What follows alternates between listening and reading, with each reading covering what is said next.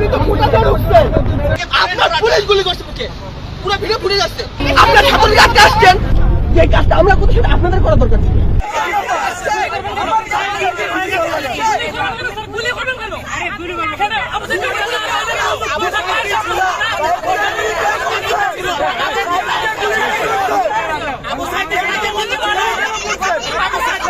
যে কাজটা আমরা করতে সেটা আপনাদের করা দরকার ছিল। আপনাদের করা দরকার ছিল কাজটা। দেশে এত জায়গায় দুর্নীতি হয়, এত জায়গায়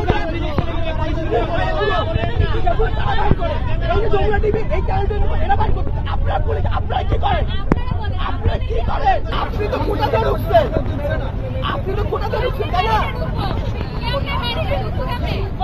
আপনার সময় কোটা কত পার্সেন্ট ছিল?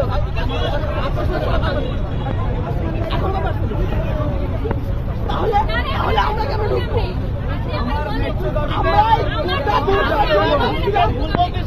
আপনার ছাত্রলীগ আজকে আসছেন, আমরা করতেছি দুর্নীতি, আমরা করতেছি দুর্নীতি, কেন করতেছে?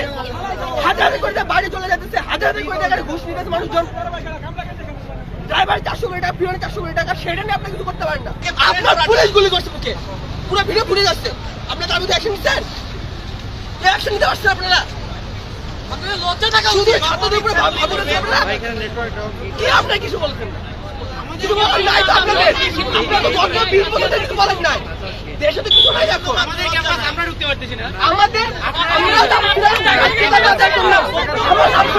দেশের জন্য আপনারা দেশের বিরুদ্ধে চলে গেছেন।